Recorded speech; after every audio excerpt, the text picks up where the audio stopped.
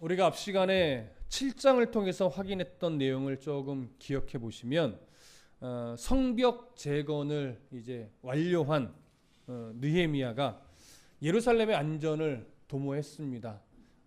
성벽이 다 완성되고 성 문짝이 달려지니까 이제는 그 완성된 이후에 대부분의 예루살렘에서 일하던 사람들은 대부분 다 자기들의 성읍으로 돌아갔습니다. 그래서 여러 관리들과 또 나머지 백성들, 예루살렘 성에 거주하던 일부 백성들만이 남았는데 그들을 중심으로 해서 예루살렘 성을 지키는 거에서 보초를 세우는데 그 보초를 세움에 있어서 많은 백성들의 도움을 많이 받았습니다. 근데 전반적인 어떤 성읍을 운영함에 있어서는 그 인원수가 턱없이 모자랐던 것을 우리는 확인했습니다. 그래서 느헤미야가 하나님께 지혜를 구하면서 얻어낸 것이 뭐였냐면 인구 조사를 해서 모든 유다 지역에 거주하는 이스라엘 백성들 중에 10분의 1에 해당하는 자들은 예루살렘 성으로 이주하여 살도록 하자. 그러기 위해서는 물론 집도 져야 되고 여러 가지 환경을 조성해야 되겠지만 1차적으로 한 건 뭐였어요? 먼저 성전의 기능을 활성화시키고 그 다음에 일단 있는 병력으로 보초를 세우고 그 다음에 인구 조사를 시작했습니다. 왜? 어느 지역에 어떤 사람들이 어떻게 살고 있는지를 알아야 어떻게 그들에게 제비를 뽑아 이주를 시킬지에 대한 계획이 나오기 때문에 그래서 인구 조사까지 시켰습니다. 그러고 나서 본격적으로 이주를 시키기 전에 했던 일이 뭐냐면 이스라엘 백성들의 안에 있는 신앙적인 부분을 개혁시키는 거예요. 영적으로 다시 뜨겁게 하나님 말씀으로 일으켜 세우는 거죠. 근데 그러기에 너무나 좋은 시기에 딱 맞닥뜨렸습니다. 그게 언제냐면 바로 오늘 본문에 나온 7월 첫날입니다. 예루살렘 이 성벽이 재건된 것이 6장 15절에 가보면 엘룰월 25일로 되어 있습니다. 6월 25일입니다. 그리고 나서 대략 5일 정도가 지난 시점이 언제냐면 7월 첫날이죠. 여러분 에스라서 2장인가요? 3장인가요? 거기서 강의할 때 첫 스룹바벨과 함께 이스라엘 백성들이 예루살렘에 도착을 하고 그래서 잠시의 휴식기가 지난 다음에 맞이한 날이 무슨 날이었어요? 바로 7월 첫날 나팔절을 지키고 7월 10일에 대속죄일은 성전이 지어지지 못해서 지키지 못했습니다. 그러고 나서 7월 15일부터 뭘 지켰어요? 초막절을 또 지켜냈었죠. 그래서 7월은 이스라엘에게서 매우 중요한 절기가 있는 달이었습니다. 특히 7월 1일은 이스라엘의 민간적으로 보면 새해입니다. 1월 첫날이 됩니다. 이유는 왜 그러죠? 애굽에서 나오게 하나님 인도하고 나서 광야에서 이 날을 너희들의 새해로 잡아라. 이 날은 너희들이 영적으로 새롭게 태어난 날이라는 거죠. 그래서 그날이 새해가 됐습니다. 그날이 7월 첫날입니다. 바로 티스리월 1일이 되는 거죠. 그만큼 7월은 이스라엘에게서 너무 중요한 날인데 예루살렘 성벽의 재건이 완료되고 나서 5일이 지나서 딱 맞이한 게 너무나 놀랍게도 7월 첫날인 거예요. 7월 첫날은 나팔절입니다. 당연히 이스라엘이 성회로 예루살렘에 모이는 날이에요. 다 모였죠. 그러니까 이날 말씀의 부흥을 일으키기 위해서 느헤미야와 에스라는요 함께 기도하고 하나님 앞에서 준비했던 것 같습니다. 그래서 오늘 본문은 그렇게 준비된 이 말씀의 부흥이 일어나는 그런 내용을 담고 있습니다. 그 내용을 오늘 우리가 살펴볼 겁니다. 자, 1절 다 같이 읽어보겠습니다. 시작. 이스라엘 자손이 자기들의 성읍에 거주하였더니 7째 달에 이르러 모든 백성이 일제히 수문 앞 광장에 모여 학사 에스라에게 여호와께서 이스라엘에게 명령하신 모세의 율법책을 가져오기를 청하매. 자, 바로 좀 전에 설명드렸듯이 이때가 나팔절이에요. 이스라엘에게 있어서는 새해 첫 예배를 드리는 것과 똑같은 날입니다. 그래서 한 몸처럼 일제히 수문 앞 광장에 모여 있는 거예요. 아무래도 왜 수문 앞 광장이냐? 예루살렘 성전의 뜰도 아니고 라고 할 때 아마도 너무나 많은 인원이 모이기 때문에 성전에 모일 수는 없었던 것으로 보입니다. 그래서 가장 넓은 곳, 넓은 광장이 있는 것, 그것을 수문학 광장으로 봅니다. 그래서 수문학 광장에 모인 인원수를 학자들은 보통 최소 1만 명 이상일 것이다. 이렇게 추측을 합니다. 근데 충분할 겁니다. 아니요, 훨씬 더 많았을 것으로 보여집니다. 그 수많은 사람들이 일제히 수문학 광장에 모였습니다. 성회로 모였기 때문에 모여서 그들이 요청한 게 뭐예요? 학사 에스라에게 모세 율법책을 가져다가 우리에게 낭독해 주십시오. 하나님의 말씀을 읽어 주십시오. 오늘날로 얘기하면 말씀을 전해 주십시오. 그 요청을 하게 된 거죠. 특히 이 나팔절은요, 그렇게 말씀을 들으면서 뭘 준비하는 날이냐면 7월 10일에 있을 대속죄일을 준비하는 것과 동일한 의미가 있습니다. 그래서 7월 1일에 이 나팔절의 성회로 모이는 것은 너무나 중요한 의미가 이들에게는 있는 것이죠. 그래서 결국 모세의 율법책을 가져와 달라 부탁을 했는데, 이 모세 율법책이 뭐냐라고 할 때요, 보편적으로는 모세오경, 하나님 모세를 통해 주신 하나님의 말씀, 창세기, 출애굽기, 레위기, 민수기, 신명기, 이 5권의 책을 가져오게 한 것으로 여겨집니다. 그래서 결국 가져왔죠. 이것은 오늘날처럼 이런 책이 아닙니다. 두루마리로 돌돌돌 말려 있는 걸 이렇게 들고 온 거예요. 아마 혼자 못 들고 왔을 가능성도 많습니다. 여러 명이 나눠서 몇 사람은 창세기를, 몇 사람은 출애굽기를, 몇 사람은 레위기를, 몇 사람은 민수기를, 몇 사람은 신명기를 여러 명이 들고 왔을 겁니다. 물론 이것을 다 읽었다는 것은 아닙니다. 어디까지 읽었는지는 모르겠습니다. 그러나 어찌됐거나 읽기 위해서 다 가져온 것으로 여겨집니다. 그럼 2절 다 같이 읽어볼까요? 시작. 7째 달 초하루에 제사장 에스라가 율법책을 가지고 회중 앞 곧 남자나 여자나 알아들을 만한 모든 사람 앞에 이르니. 자, 에스라가 이제 율법책을 가지고 회중 앞 곧 남자나 여자나 알아들을 만한 모든 사람 앞에 왔습니다. 에스라가 가져왔다고 기록하고 있지만 에스라가 혼자 다 가져온 건 아닐 겁니다. 무슨 말씀인지 이해되시죠? 자, 그래서 에스라가 이제 가지고 왔는데 이 1절과 2절을 보시면요, 참 재밌는 어떤 비교가 되는 구절이 나와요. 하나씩 하나씩. 1절에서는 에스라를 향하여 뭐라고 부르고 있죠? 학사 에스라. 근데 2절로 넘어가면 제사장 에스라. 왜 다르게 표현했을까요? 한 절 사이에. 이 차이가 조금 중요한 의미가 있습니다. 첫 번째, 학사 에스라. 뭘 강조하고 싶었던 걸까요? 율법의 말씀을 가르칠 수 있는 능력을 소유한 에스라를 강조하는 겁니다. 능력이 없다면 아무리 가져와서 읽어달라고 해도 할 수가 없겠죠. 그러나 우리가 알고 있는 에스라는요, 학사로서 하나님의 말씀을 늘 연구하던 자예요.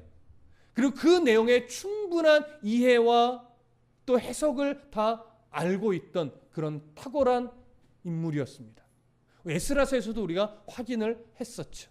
자, 그러한 학사 에스라를 지금 먼저 강조합니다. 그러면 제사장 에스라는 뭘 강조하는 표현일까요? 율법을 가르칠 만한 자격과 직분을 가지고 있는 자로서의 에스라를 지금 강조하고 있는 겁니다. 에스라는 자격도 됐지만 능력도 되었던 그런 인물입니다.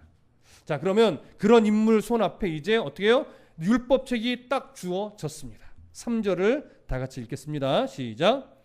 수문 앞 광장에서 새벽부터 정오까지 남자나 여자나 알아들을 만한 모든 사람 앞에서 읽음에 뭇 백성이 그 율법책에 귀를 기울였는데, 자, 에스라가 드디어 수문 앞 광장에 모인 사람들 앞에서 율법책을 낭독해 줍니다. 근데 율법책 낭독이 언제부터 언제까지 진행이 됐다고 말하냐면 새벽부터 정오까지 대략 6시간 정도가 되는 시간으로 여겨집니다. 특히 새벽이라고 하는 이 표현은요, 막 해가 떠서 드디어 이 두루마리 율법책을 읽을 수 있는 환경이 되었을 그 시점이에요. 그러니까 꽤 새벽이죠. 막 동터서 이제 빛이 들어올 무렵입니다. 그러면 생각해 보십시오. 백성들은 언제 모였을까요? 어둠이 아직 드리워져 있는 이른 새벽에 이미 그들은 모여서 뭘 기다린 거예요?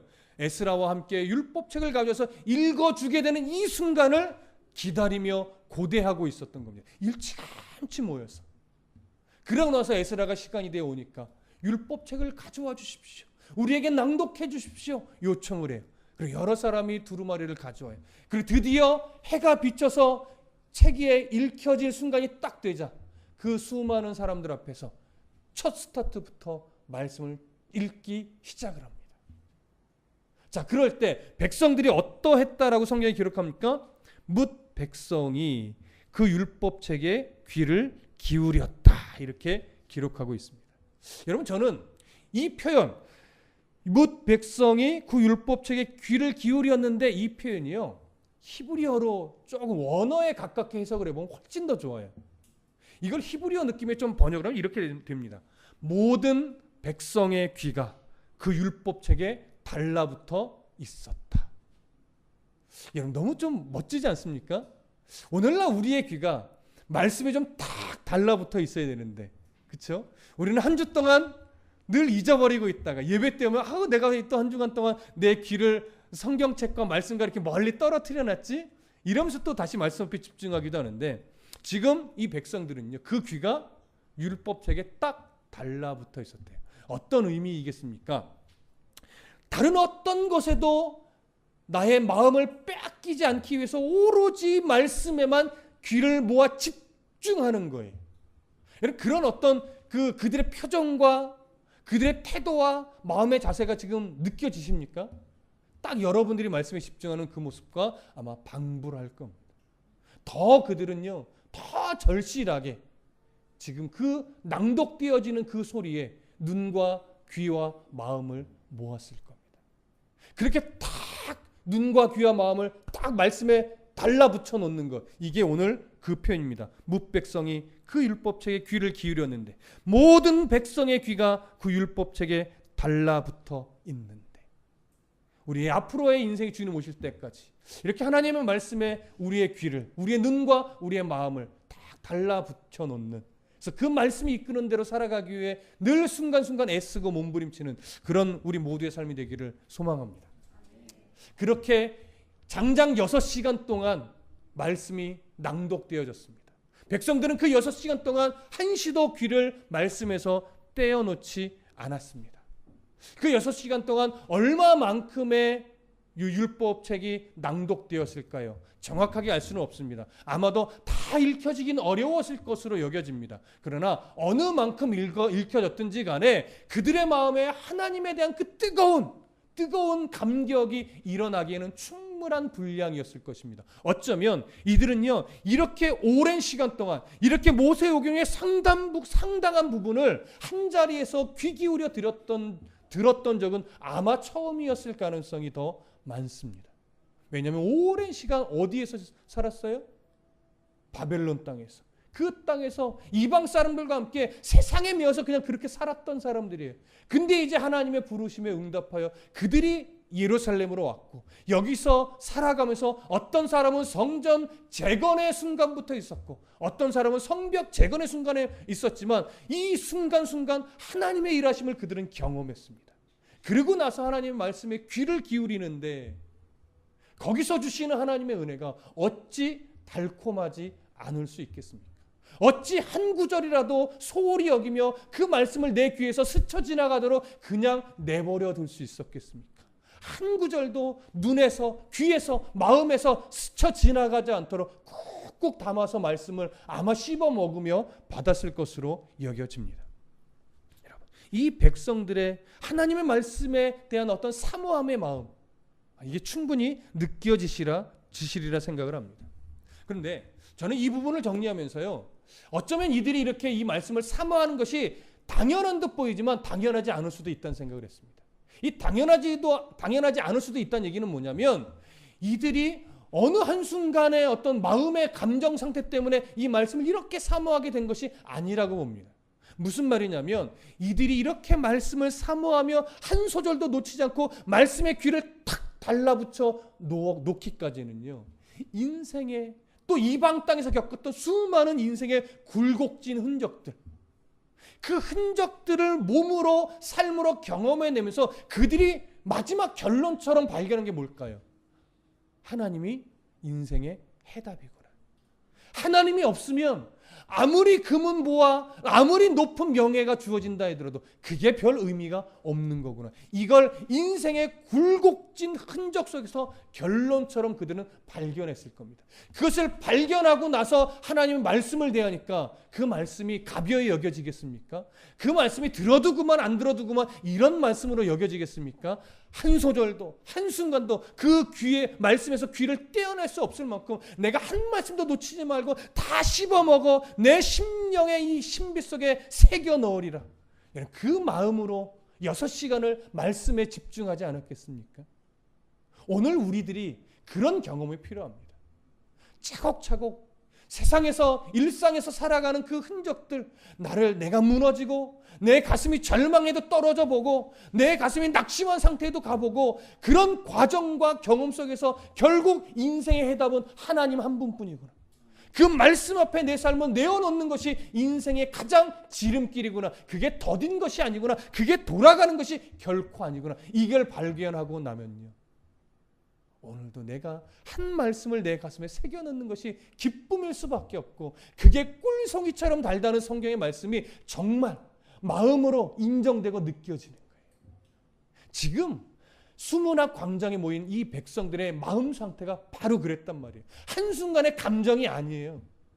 한순간 그렇더라 이거 아니라고요.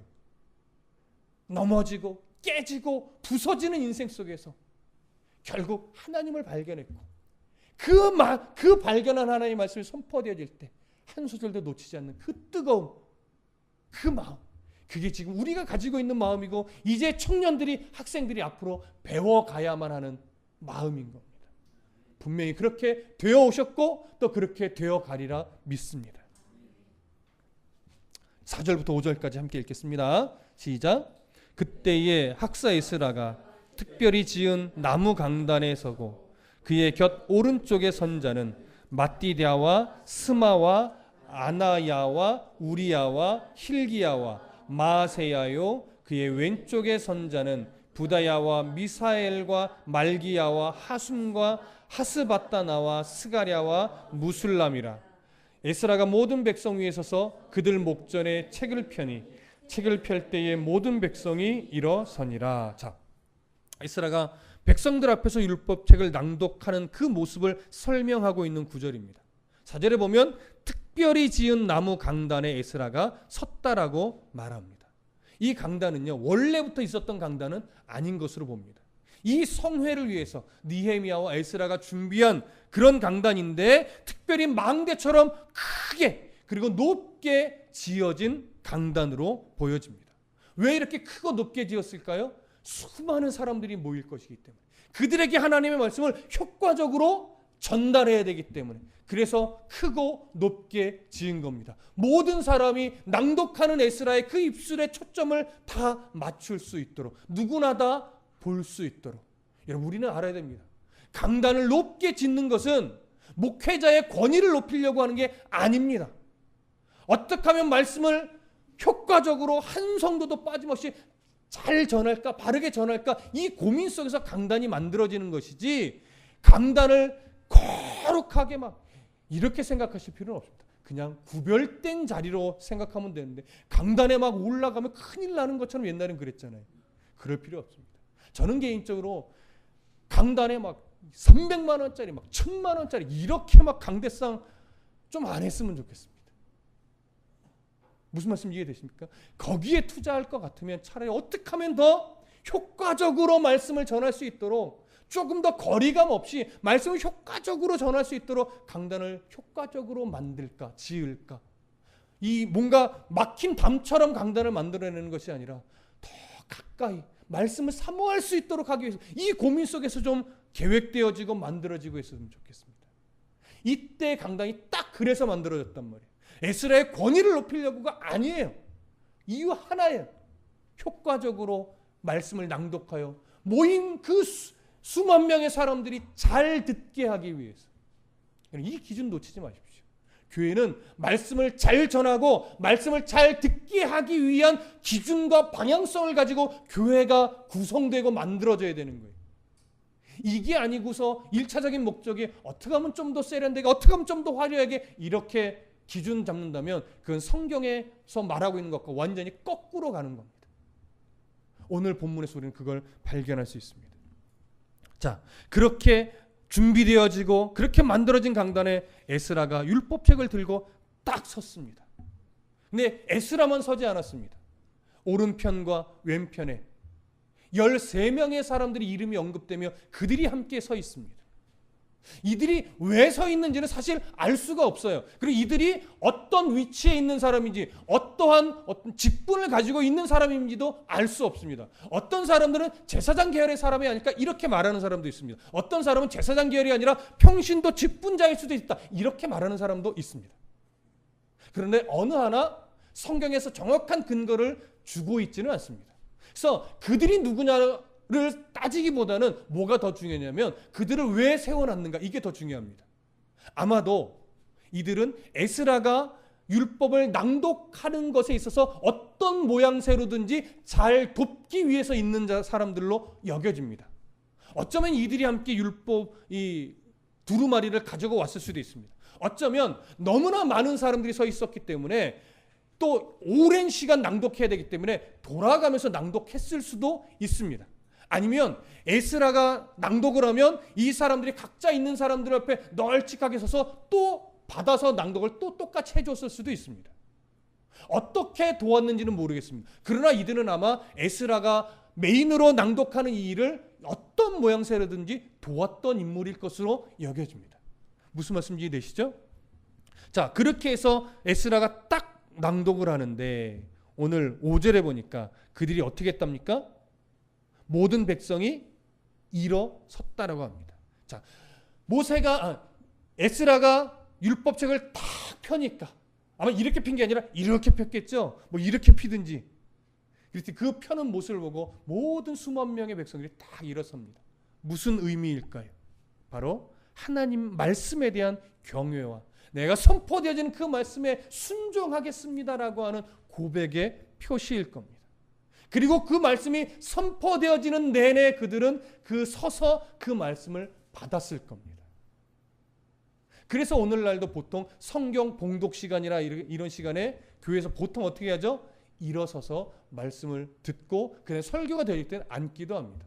오늘날 꼭 이렇게 해야 되는 건 아닙니다. 중요한 건 뭐예요? 말씀이 선포되어지고 말씀을 함께 읽을 때 우리의 마음 자세는 이루어야 됩니다.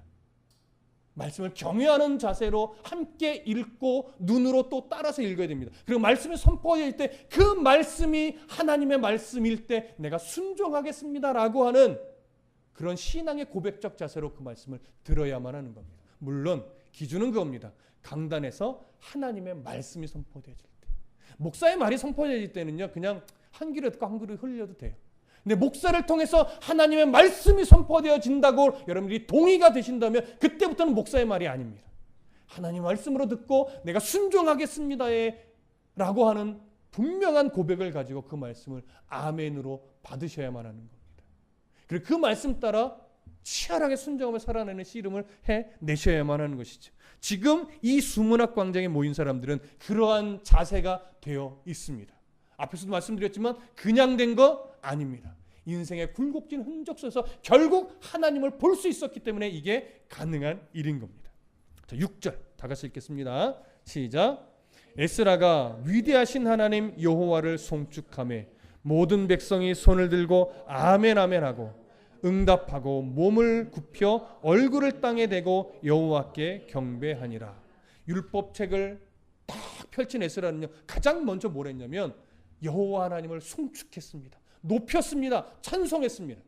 그때 백성들이 세 가지의 반응을 보입니다. 첫 번째는 두 손을 높이 들고 아멘 아멘 하며 화답합니다. 무슨 말씀이게 무슨 의미이겠습니까? 우리는 참 연약한 존재입니다. 그래서 하나님의 말씀에 우리가 전적으로 동의하며 그 말씀을 의지하겠습니다. 에 대한 그 화답을 그 모습으로 한 거예요. 아멘 아멘. 그렇습니다. 내가 동의합니다. 내가 인정합니다. 그리고 또 어떻게 했어요? 오늘 6절을 보니까 몸을 굽혔어요. 몸을 굽혔다는 건 뭡니까? 그 하나님에 대한 절대적인 복종의 자세를 드러내는 겁니다. 표현하는 겁니다. 그리고 세 번째는 뭐를 해요? 얼굴을 땅에 대고 경배했습니다. 얼굴을 땅에 댔다는 것이 무엇일까요? 하나님 앞에서 자신을 아주 극도로 낮추는 겁니다. 그리고 하나님을 극도로 높이는 겁니다. 이들은 그렇게 하나님을 경배했습니다. 이 그림이 왜 중요합니까? 지금 백성들이 모인 수문학 광장의 분위기를 한번 생각해 보시라는 거예요. 그 뜨거운 태도, 또 말씀 앞에서 이름이 송축될 때 그들이 하나님 아멘 할렐루야 하면서 그 자리에서 넙죽 엎드려 하나님을 경배하는 거예요. 그 뜨거움, 그들의 마음의 자세, 오늘 그것을 좀 느끼면서 또 다음 말씀을 좀 이어갔으면 좋겠습니다. 자, 7절과 8절 함께 읽습니다. 시작.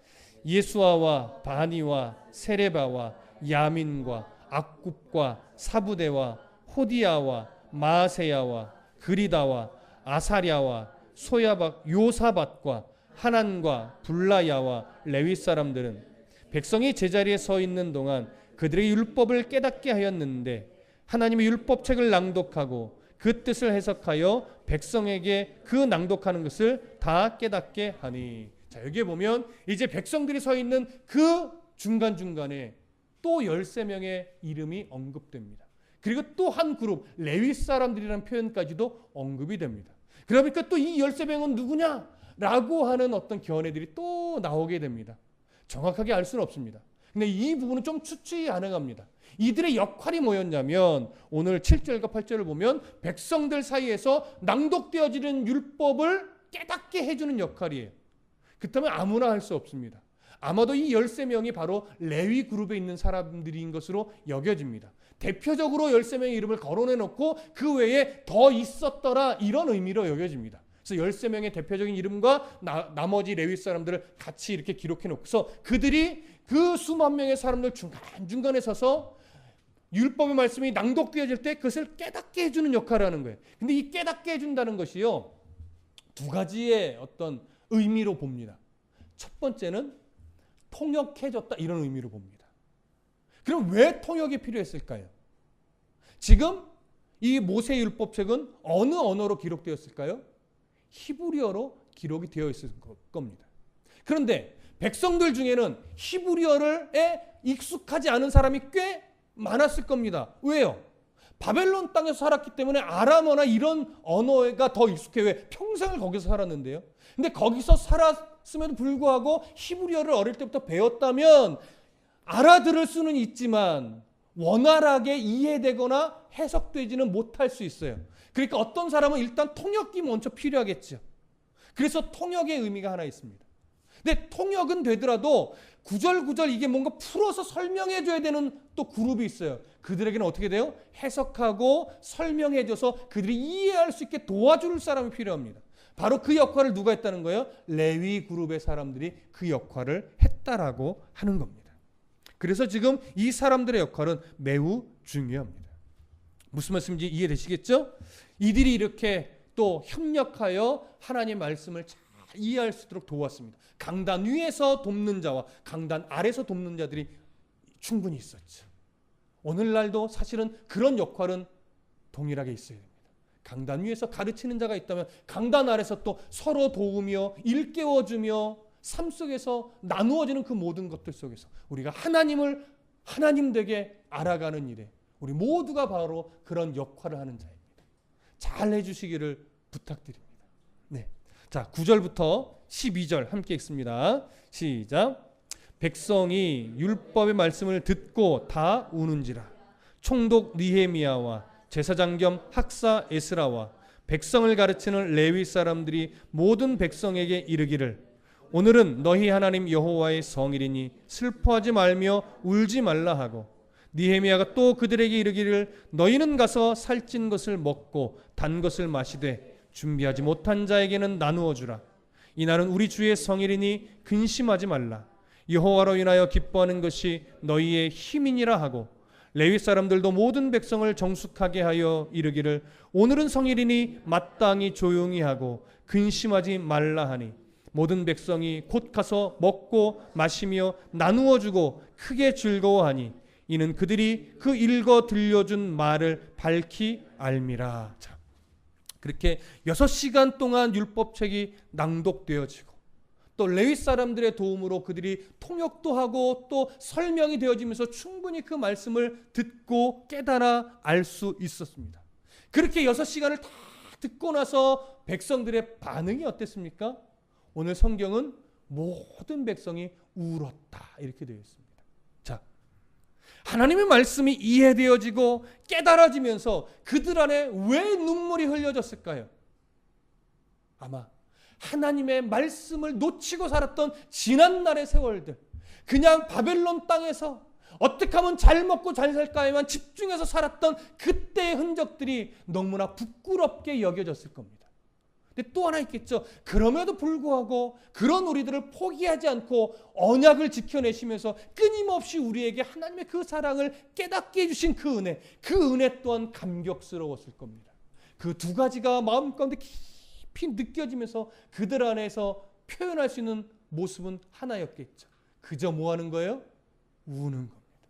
그저 하나님 앞에 죄송해서 울고, 그저 하나님의 은혜에 너무 감사해서 울고, 그 하나님 너무 사랑해서 울고, 그래서 흘리는 눈물이었을 겁니다.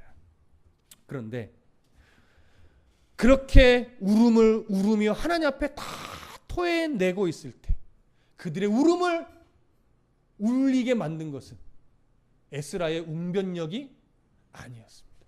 레위 사람들의 조리 있는 설명도 아니었습니다. 오직 하나였죠. 하나님의 말씀. 그 좌우의 날섬검과 같은 그 하나님의 말씀이 그들 안에 역사하니까 결국 그것이 자복함으로, 감사함으로, 뜨거운 눈물로 표출되었던 겁니다. 우리는 오늘 본문에서도 정확하게 발견한 것이 뭐냐면 결국 사람을 바꾸는 것은 사람이 아니라 뭐다? 하나님의 말씀이다. 그래서 하나님의 말씀을 바르게 가르치고 바르게 전달하는 것은 너무나 중요합니다. 하나님의 말씀이 잘못되어질 때는요, 처음에는 그럴듯해서 은혜 받은 것 같고 처음에는 막 너무너무 뜨거운 것 같은데 그게 오래가지 않습니다. 나중에 가면 갈수록 점차 뭐가 와요? 공허함이 와요. 처음엔 너무 달콤했는데 그게 가슴으로 내려가는 과정 속에서 사라지는 거예요. 그러니까 가슴으로는 간 게 없어요. 남아있질 않아요. 그래서 결국 그 영이 살아나질 못하는 거예요. 그런데 처음에는 지루한 것 같은데, 처음엔 참 맛이 없는 것 같은데 먹으면 먹을수록 내 심령을 살리는 생명의 말씀은 결국 오늘날과 같은 이 본문과 같은 결과를 만들어내죠. 하나님의 말씀이 생명을 바꿔낸다는 것, 여러분 꼭 잊지 않으셨으면 좋겠습니다. 자, 그렇게 그들이 눈물을 흘리며 하나님 앞에 자복하여 또 감격할 때 이제 백성들에게 이렇게 외칩니다. 너희들 슬퍼하며 울지 말아라. 왜냐하면 오늘은 하나님의 성일이기 때문에. 레위기에 보면 이런 하나님의 절기에는 모든 백성이 그 하나님으로 인하여 뭐라고 하냐면 기뻐하라고 합니다. 즐거이 서로 나누라고 합니다. 음식을 먹으며 기뻐하라고 하는 말씀들이 레위기에 기록되어 있습니다. 오늘 그 말씀에 따라 이들에게 외칩니다. 오늘은 하나님의 성일이니 여러분 이제 그만 슬퍼하시고 돌아가서 즐거이 나누어 먹으십시오. 그리고 가난하여서 미처 음식이 준비 못된 자들에게는 그 음식을 기꺼이 나누어줘 함께 먹으십시오. 무슨 말이에요? 이 기쁨을 혼자만 누리지 말고 함께 누리라는 겁니다. 교제하고 나누면서 함께 즐거워할 수 있도록, 이게 성도 간의 교제이겠지. 그러면서 느헤미야가 너무 멋진 말을 합니다. 여호와로 인하여 기뻐하는 것이 너희의 힘이니라. 여러분 너무나 멋진 말 아닙니까? 그런데 여러분 중요한 것은 여호와로 인하여 기뻐하는 것이 너희의 힘이니라. 여러분 문학적으로 멋진 표현이라는 의미가 아닙니다. 너무나 참 우리의 인상에 깊은 어떤 뭔가를 남겨두는 그런 차원의 멋진 말이라는 게 아닙니다. 여기서요 여호와로 인하여 기뻐하는 것이 너희의 힘이니라 하는 것은 지식적인 차원의 멋진 말이 아니라 모든 인생의 경험을 통해서 그들이 발견하고 깨닫게 된 진리였어요.